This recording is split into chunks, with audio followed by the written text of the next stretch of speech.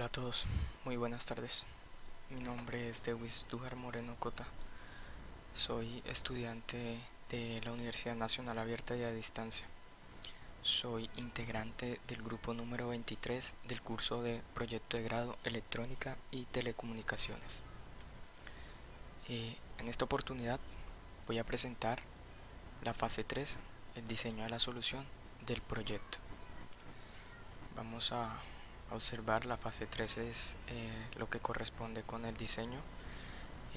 Anteriormente ya habíamos elaborado la definición del problema, justificación, el marco teórico, también el estado del arte, los objetivos, la propuesta, se seleccionó la propuesta, se dio un cronograma de actividades, un presupuesto y lo que se va a presentar ahora pues son los diseños.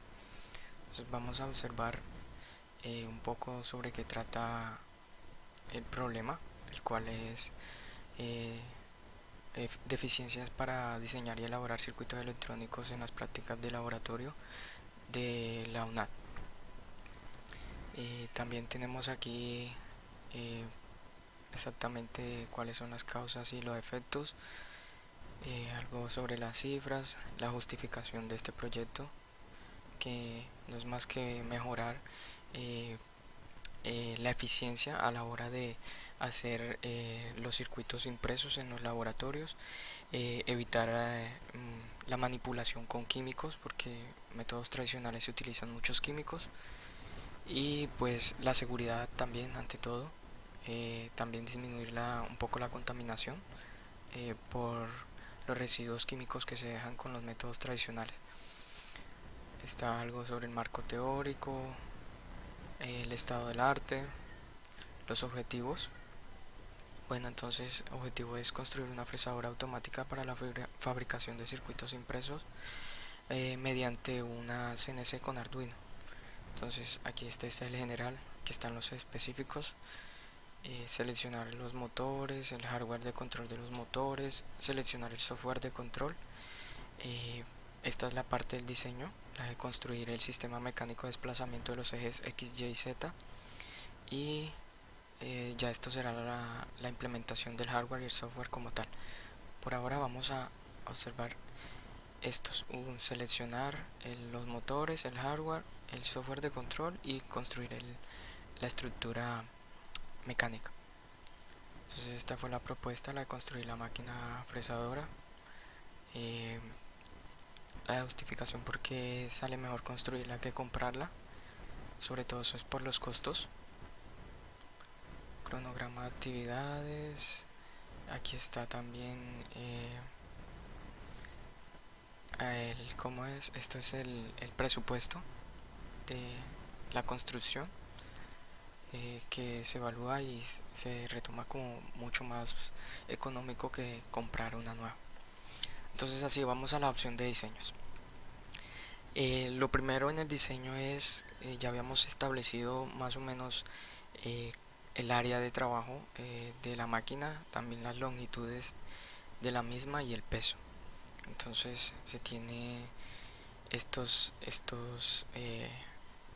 áreas, longitudes de trabajo, así como de construcción. Entonces aquí va a ser, este es el recorrido que va a hacer cada uno de los ejes de la máquina que se piensa diseñar. ¿Para qué se hace esto? Pues para saber exactamente cuáles son las herramientas y los elementos que se deben obtener para la construcción. Entonces el primer ítem que debemos diseñar, calcular, pues es el de la potencia de la máquina. Esta potencia de la máquina es en sí la potencia de la herramienta, la máquina herramienta como tal, que pues en nuestro caso es un mototool, el que nos va a servir para hacer como fresa. Entonces vamos primero a calcular algunos parámetros, citando algunas ecuaciones. En este caso vamos a primero hallar las revoluciones por minuto necesarias de la herramienta máquina. Entonces las revoluciones por minuto está dado por la ecuación 1, que es la velocidad de corte, es igual al diámetro por pi por n, que son las revoluciones por minuto, y de eso lo que necesitamos saber es las revoluciones por minuto. Entonces tenemos que despejar la variable n y tenemos la ecuación 2. En este caso entonces tendríamos BC, velocidad de corte por 1000, sobre el diámetro por pi. ¿Por qué despejamos esta ecuación? Porque en la mayoría de los libros vamos a encontrar las velocidades de corte de las herramientas máquinas de acuerdo a la fresa que se vaya a utilizar, y pues como nosotros vamos a buscar cuál es la herramienta, la mejor herramienta a corte a trabajar, pues necesitamos primero las revoluciones por minuto, mientras que esta variable ya la vamos a encontrar en los libros. Aquí el ejemplo en la imagen, en la figura 2, una tabla sobre velocidades de corte y avances para diferentes materiales.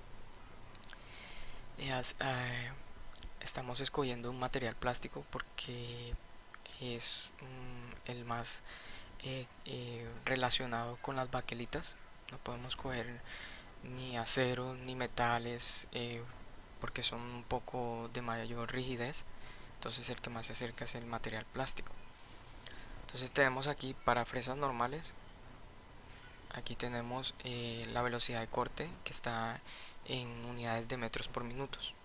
Entonces tenemos que para una fresa normal la velocidad de corte para el material de plástico está entre 80 a 100 metros por minuto. Y tenemos aquí el avance por diente que está entre los 0,05 hasta los 0,1. Estas dos variables son las que vamos a utilizar para hallar las variables de n y la que sigue posteriormente, que es la velocidad de avance. Entonces, obteniendo este valor vamos a cogerlo con el máximo valor que nosotros vamos a obtener, el de 100 metros por minuto. Reemplazamos esas variables y obtenemos las revoluciones por minuto. Entonces las revoluciones por minuto de nuestra máquina debe ser más o menos de aproximémoslo, llevémoslos casi a 16.000 revoluciones por minuto. Después calculamos la velocidad de avance. Para eso utilizamos la variable n hallada, que es la de revoluciones por minuto, el número de dientes por fresa.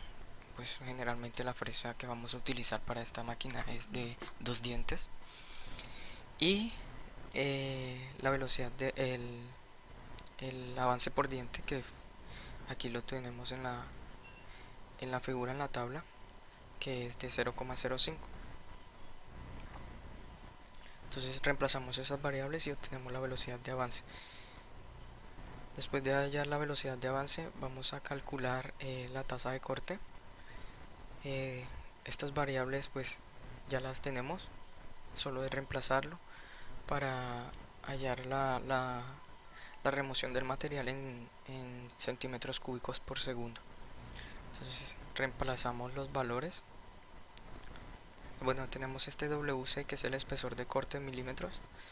Nos manda a ver la figura 3, aquí lo tenemos, y nos dice que es igual al diámetro de la fresa, que en este caso es 2.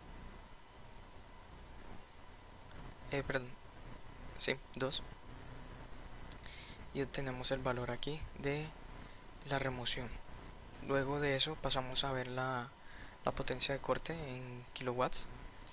Para eso utilizamos estas variables, que son unas constantes, y el valor Q, que es la de remoción hallada anteriormente. Reemplazamos esos valores y tenemos la potencia de corte en kilovatios. Esta es la potencia que necesitamos de nuestra máquina de herramienta. Entonces, como podemos ver, es de 0,0535 kilowatts, que al pasarlo a vatios como tal tenemos de 53,5 vatios. Entonces ya hallado la potencia de corte, vamos ahora a hallar en sí la potencia del motor a trabajar. Definida por la ecuación 6, tenemos que la potencia del motor como tal de la herramienta debe ser la potencia de corte por un factor de eficiencia, que para esto debe ser entre los 90 y 95%. Bueno, Entonces nuevamente se cortó el video. Aquí vemos la potencia de corte, está en kilovatios. Estas son las constantes, el valor del desgaste de la herramienta, el factor de avance, una constante de potencia y la tasa de corte o remoción del material, que como dije fue el valor que hallamos anteriormente. Entonces, reemplazando todas esas variables, tenemos que la potencia de corte es de 0,0535 kilovatios. Entonces, esta es la potencia de corte necesaria para este tipo de material. Luego vamos a hallar ahora sí la potencia del motor. Esta es la potencia que necesita nuestro motor para realizar sus trabajos de fresado. Entonces está definida por la ecuación 6, en el cual la potencia del motor en kilovatios está definida por la potencia de corte sobre un factor de eficiencia de la máquina herramienta. Este factor de eficiencia debe estar entre los 90 y 95%. Luego entonces reemplazamos esos valores y obtenemos la potencia del motor. Es igual a 0,0594 kilowatts o 59.4 vatios de potencia. Entonces hacemos una serie de investigaciones acerca de las características de algunas herramientas de corte motor tool en el mercado, y encontramos que los más sencillos y los que más se acercan y asemejan a las características que necesitamos son el Dremel 3000, está el Makita LX134MO y uno Black & Decker. Hay muchos más, pero estos son los que más se asemejan y tienen similitud en el valor. Los demás están más alejados del valor que de estos tres, y entonces nos extiende el costo del presupuesto, y la idea es que nuestro proyecto sea viable y algo económico, pero también manteniendo pues la eficiencia y calidad. Entonces con esos tres realizamos una tabla comparativa donde los criterios de evaluación va a ser el voltaje, la potencia, la frecuencia, el peso y sobre todo el precio. El precio está en pesos colombianos.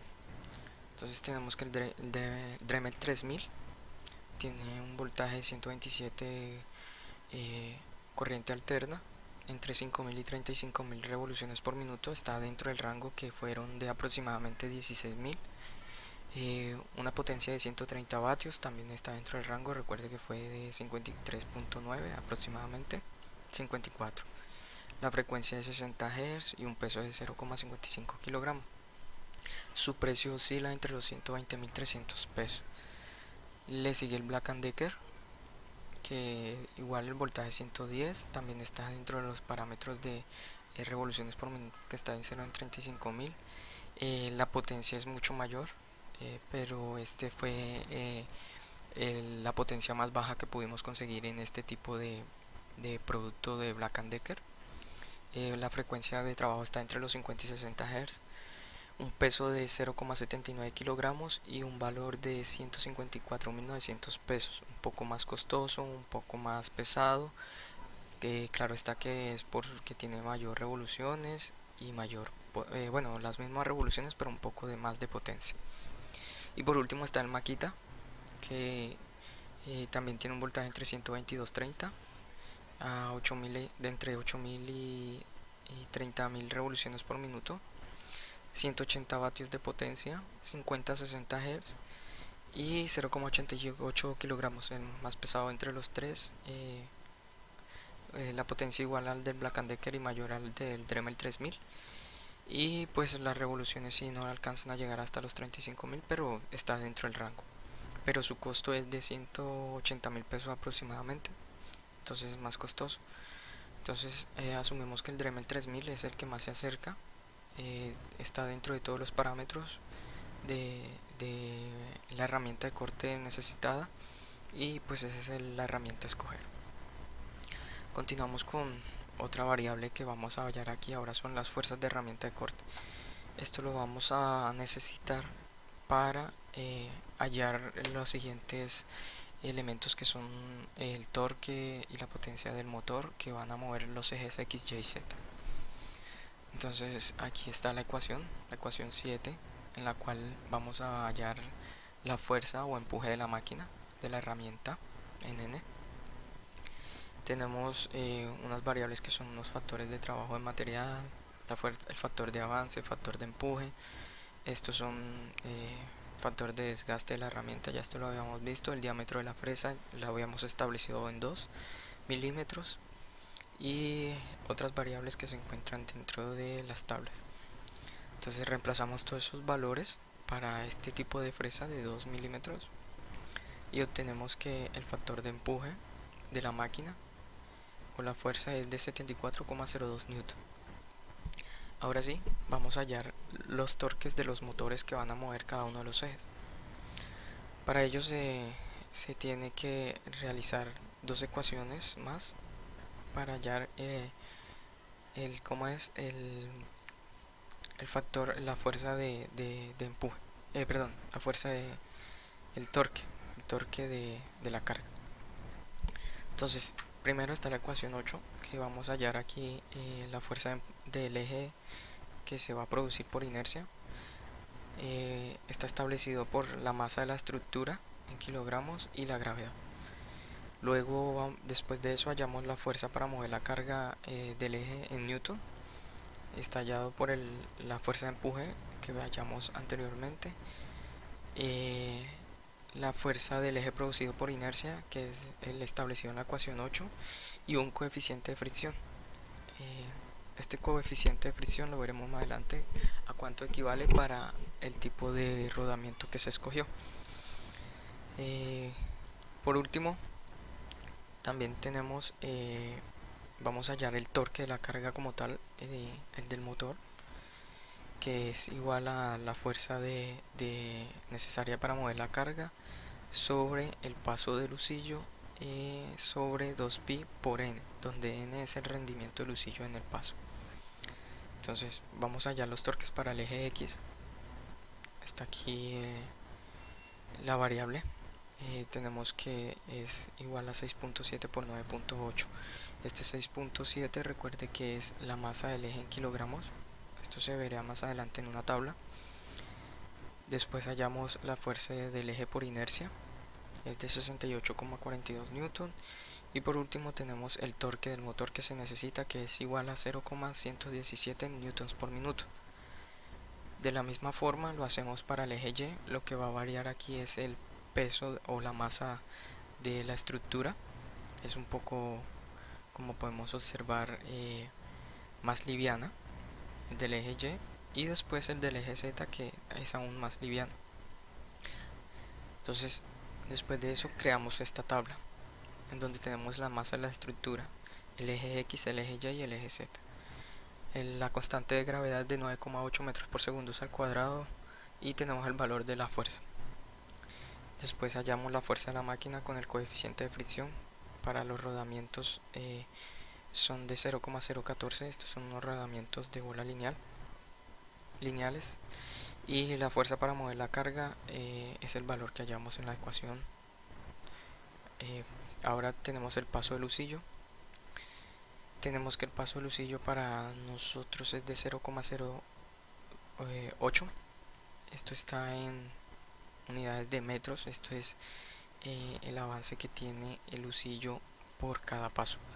Y por último tenemos el rendimiento del lucillo en el paso, que también debe estar entre los 90%, es igual a 0,9. Y hallamos el torque de la carga. Entonces estos son los torques de los motores para el eje X, Y y Z. Entonces el torque que es necesario para el motor paso a paso del eje X va a ser de 0,017, para el eje Y va a ser de 0,041 y el eje Z es 0,018. Esto está en newtons por metros. Entonces a continuación vamos a verificar una tabla en el mercado de los diferentes motores con sus especificaciones para seleccionar el que más se asemeje a lo que necesitamos. Aquí se seleccionó este, que es el 42HS3404A4, que tiene un ángulo de paso de 1.8 grados. Estos son una longitud de milímetros del motor, el diámetro de la longitud, la corriente de fase es de 0,4 amperios. Es importante el amperaje porque de acuerdo al amperaje se calcula la potencia necesaria también de los motores, resistencia de fase, la inductancia de fase, el torque. Entonces esto es lo que nos interesa a nosotros, el torque. Para hallar esto tenemos que es de 0,28 newtons por minuto. Entonces si vemos bien, el valor más alto de newtons por minuto para el eje X es el de 0,117 newtons por minuto. Entonces podemos seleccionar este motor para los tres ejes. Sí, hay unos motores que se pueden adaptar a estos dos, al del eje Y y Z se puede adaptar este motor, pero si vemos bien es de mayor amperaje y por ende va a ser un poco más costoso. Entonces a nosotros nos interesa es el torque en newtons metros y el amperaje, dos variables que nos permiten seleccionar el mejor motor y el costo de ellos. Entonces aquí tenemos las pictogramas del motor seleccionado, un NEMA 17, el modelo que dijimos fue 42HS3404A4. En el mercado tenemos este motor, necesitamos tres, aquí están sus especificaciones, longitudes en milímetros, en diámetros.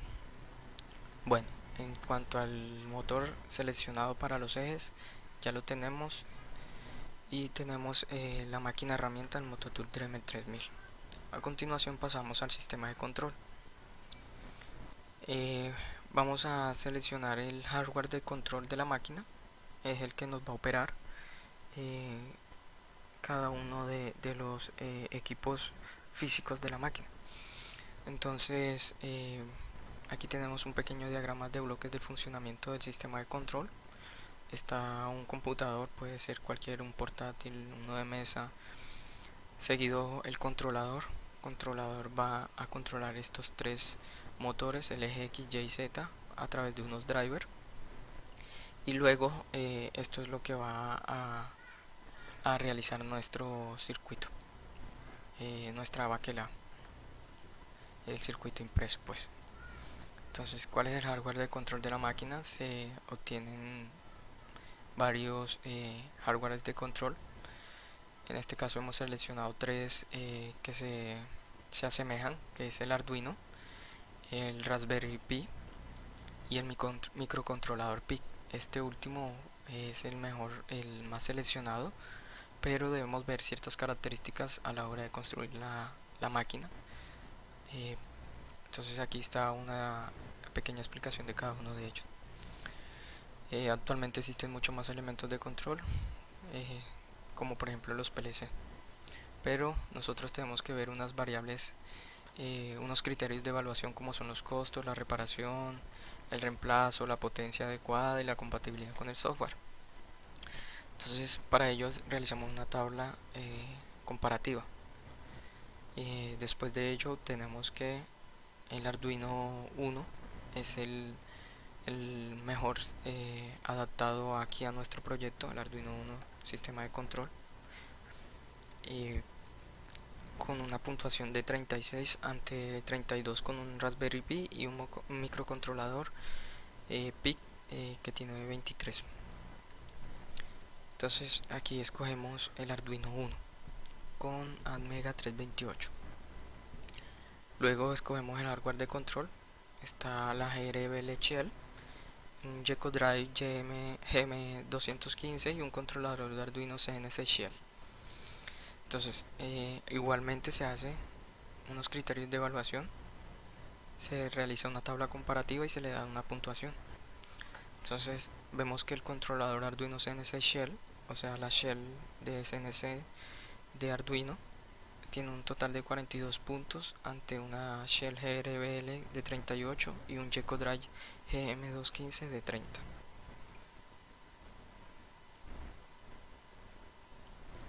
Entonces esta es la shell CNC de Arduino. Esta es la versión 3.03. En su parte posterior se adaptan los drivers A4988, unos Pololu, para mover los motores. Luego averiguamos sobre la fuente. Esto es algo, no necesita ser muy comparativo, pues se necesita una fuente de 110 a 220 de entrada con una frecuencia de 60 Hz, un voltaje de salida entre 12 a 24 voltios. Este último voltaje es por los motores, y como vimos el amperaje de salida mínimo que se necesita es de 3 amperios. Se utiliza de 3 amperios porque el mayor consumo es de los tres motores, como vemos es de 0,4 amperios cada uno, que multiplicado por 3 pues nos da 1.2. Entonces generalmente pues se usa una fuente un poco mayor. En este caso lo llevamos casi un poco más del doble para tener una buena potencia y que tenga protección contra corrientes. En el mercado la fuente más económica y que cumple con todos los criterios y características que necesitamos es esta, la S35W, que tiene un costo alrededor de los 18.000 pesos, como vimos en, el, en la tabla de presupuesto. Ahora bien, tenemos el conexionado eléctrico, pieza importante también en nuestro proyecto.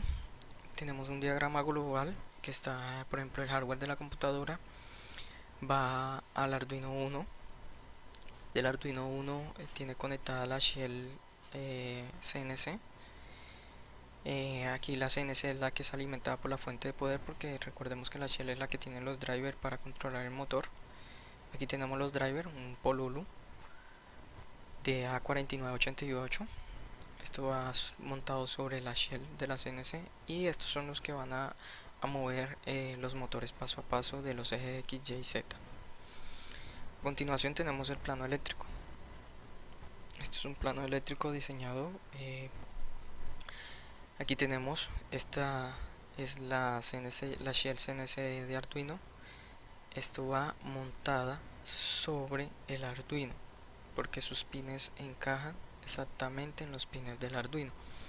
Pero aquí se desfasa, se aleja un poco para verificar cómo va el cableado. Pero estos son pines que van a encajar directamente sobre el Arduino Uno. Entonces en la parte superior está los drivers. Driver para mover, aquí está el eje Z. Aquí se está el conexionado de un embobinado y el segundo embobinado. Recuerde que el motor paso a paso tiene dos bobinas. Aquí está para el eje X también, y está para el eje Y. Luego tenemos aquí que la fuente de alimentación está en estos pines. Aquí dice que va de más o menos entre los 12 a los 36 voltios. Recuerde que la fuente de nosotros estaba entre los 12 a 24 voltios por 3 amperios. Va conectada a una red eléctrica de 110 a 220 con una frecuencia de 50 a 60 Hz. Y tenemos aquí un switch de paro de emergencia en caso de que no esté funcionando correctamente nuestra máquina y el corte no sea el que queremos. Entonces tenemos el paro de emergencia también por seguridad. Aquí tenemos la conexión USB con la computadora. Este va a ser el puerto de comunicación. Este va a ser el puerto de comunicación entre el Arduino y la computadora para traspasar aquí los códigos G y el diseño de cada uno de nuestros circuitos a construir, a diseñar. Bueno, y ahora tenemos aquí el software de control de la máquina. Tenemos también tres tipos de software de control. Tenemos el Match 3, el Circuit Wizard y el Universal Gecko Descender. Entonces estos softwares de control son los que vamos a utilizar para eh, controlar, como se dice, valga la redundancia, controlar nuestros motores. Entonces también tenemos unos criterios de evaluación en los cuales está el costo, la facilidad de manejo de la interfaz, la interpretación del código G. Este código G proviene del archivo CAD, la compatibilidad con Arduino IDE y el puntaje total. Como vemos, el Universal Gecko Descender es el que tiene mayor puntaje. Le sigue el Circuit Wizard, que tiene 29, y por último el Match 3, que tiene 15. Entonces aquí tenemos nuestro software de control, el Universal Gecko Descender. Además de que es gratuito, que es sobre todo lo más importante para poder hacer manejos y no aumentar los costos en la producción, o en este caso en la fabricación, que esté a la mano de todos. Bueno, tenemos aquí la comunicación entre el software y la interfaz electrónica. Entonces aquí vemos que para establecer una comunicación entre el software y la interfaz electrónica de Arduino Uno se hace necesario un firmware, un código que debe ser cargado a la placa de Arduino para que interprete adecuadamente las señales que el software le envía. Entonces para este caso se utiliza el firmware GRBL, que se precarga a la plataforma de Arduino en Arduino IDE. ¿Cómo se hace? Se llama por medio de una librería que debe estar también dentro de la carpeta de librerías del IDE de Arduino, y luego se llama la librería, incluye grblmain.h, se le da inicio y ya eso es todo. Se carga a la plataforma, al hardware de Arduino, para que quede el firmware cargado en la placa de Arduino. Esta es la interfaz de Arduino IDE, también es gratuita.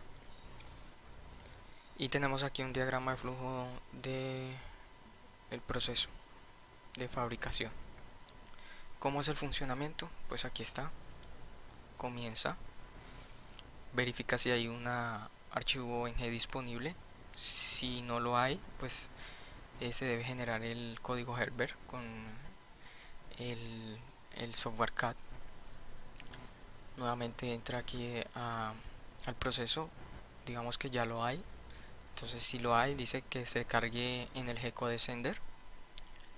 Luego se lleva del joder, se coloca la placa de circuito a diseñar, a construir, a maquinar. Se coloca en la estructura.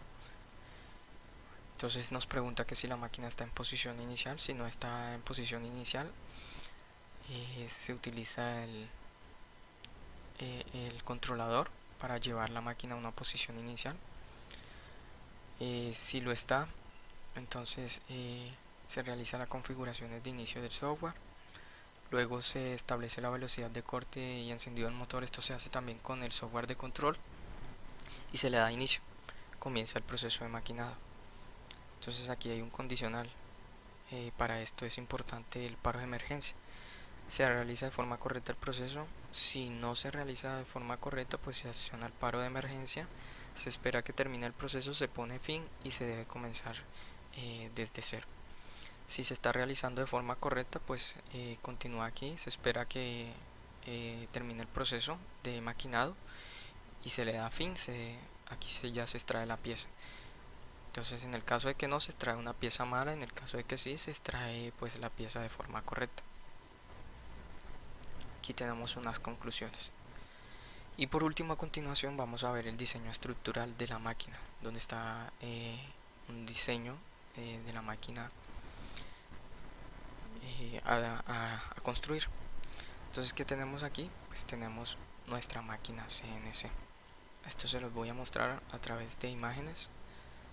Este software esta máquina se ha diseñado, esta estructura, perdón, con SolidWorks, una versión de prueba de 30 días, pero muy buena, eficaz. Hay otras herramientas gratuitas, pero también se necesita tener conocimientos previos. Ya yo había hecho un cursito sobre esto, entonces me fue más fácil diseñarla con este software. Entonces, ¿qué tenemos aquí? Vamos a ver unas imágenes. Aquí tenemos pues la vista frontal izquierda superior y una vista trimétrica. Entonces aquí vemos, esta es la base, todo esta es nuestra base de la máquina, esta es la mesa, este va a ser nuestro eje X, luego tenemos estos perfiles con estas dos guías barras que son donde va a correr nuestro eje Y sobre estos perfiles. Y por último está este interno, que es nuestro eje Z, que es el que va a subir o bajar la herramienta de corte. Entonces vamos a ver, esto aquí fue el comienzo. Aquí se ve un poco lateral, estos orificios aquí va el motor, estos son los tornillos que sujetan el motor. Aquí viene el husillo con un acople, atraviesa para mover esta mesa en todo el eje. Las barras de soporte que van con unos rodamientos de bola lineal. Vamos a ver otro. Aquí tenemos pues, este es nuestro eje Z. Aquí también va a ir un motor en la parte superior acoplado al husillo, el cual nos va a mover la herramienta de corte hacia arriba o hacia abajo para la profundidad de corte. Y este es nuestro eje Z también. Vamos a buscar una vista lateral. Aquí va acoplado el motor, de este lado el motor con dos tornillos. También lleva un acople flexible, el cual nos va a permitir por medio también de un husillo transportar de derecha a izquierda o de izquierda a derecha la caja donde se encuentra el eje Z para realizar nuestro maquinado. Esta es una vista de la parte de abajo, un poco lateral. Entonces tenemos aquí nuestra máquina. Vamos a girarla un poco, así se ve. Seleccionamos acá. Bueno, estos son, aquí se pueden observar un poco las distancias que tienen las longitudes que tienen nuestros elementos. Vamos a ver, darle rotación. Ok, así se ve. Este va a ser nuestro diseño estructural. Entonces espero que haya sido muy claro. Estos son los orificios donde va también de este lado el rodamiento. Aquí se ve un motor, la parte superior, el otro motor del eje Z y el motor del eje X. Entonces, bueno, eso es todo. Agradezco su atención y espero haber sido lo más claro posible en la explicación del diseño de nuestras máquinas CNC para nuestro proyecto. Muchas gracias.